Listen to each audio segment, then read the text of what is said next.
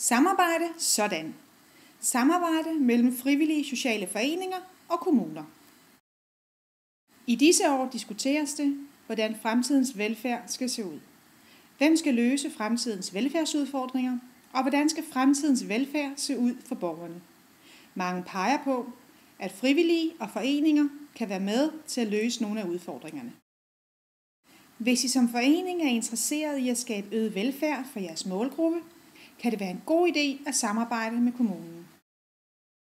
Et samarbejde med kommunen kan skabe synlighed for jeres frivillige arbejde og den gruppe, I arbejder for. Det kan blandt andet give mulighed for, at kommunale medarbejdere kan oplyse om jeres tilbud. Samarbejdet skaber også en helhedsindsats, der giver mere sammenhæng og værdi for de brugere, I arbejder med. Et samarbejde med kommunen kan også give ressourcer i form af de kommunale medarbejderes faglighed, viden og netværk, hvilket kan være til gavn for jeres arbejde. Men problemet er, nogle gange er der ikke meget dialog og samarbejde mellem foreningerne og kommunen. Hvad kan I gøre? Velkommen til Samarbejde sådan fra Center for Frivilligt Socialt Arbejde. Sådan gør man. Når en forening vil styrke samarbejdet med kommunen, er det vigtigt først at forberede sig. Sæt ord på, hvem I er, hvad I laver, og hvem I laver jeres arbejde for. Overvej også jeres rammer for det frivillige arbejde, og hvordan I sikrer kvaliteten i det. Tænk over, hvad der kunne være nyttigt for foreningen, de frivillige og brugerne. Hvad vil vi? Hvad kunne vi tænke os? Gå i dialog med kommunen om foreningslivet og samarbejdet. I kan bede om støtte til det lokale frivillige arbejde og om gode rammer for samarbejde med kommunen.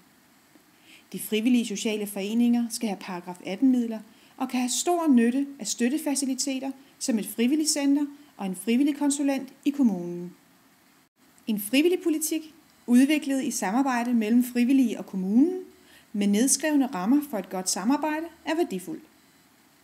Endelig er det en god idé at oprette et frivilligt råd, der i praksis kan udvikle samarbejdet mellem foreninger og kommunen. Skulle I nu opleve, at kommunen ikke er så lydhør over for jeres ønsker, så gør følgende. Find først andre foreninger, der også vil være med til at sætte fokus på rammerne for det frivillige arbejde i kommunen. Bliv enige om en prioritering af de ønsker, I har.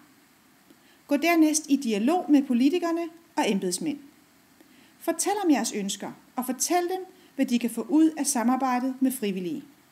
Skub lidt til dem og mind dem om værdien af det frivillige arbejde.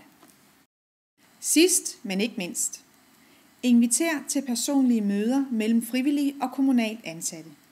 Kommunen er i sig selv umulig at samarbejde med. Man kan kun samarbejde med personer i den. Find ildsjæle og interesserede samarbejdspartnere blandt dem, der i praksis arbejder på jeres område. Og tal med dem. På den måde kan foreningerne være med til at sætte samarbejdet med kommunen i gang. Et samarbejde, der skaber værdi og velfærd for jeres brugere. Læs mere her www.frivillighed.dk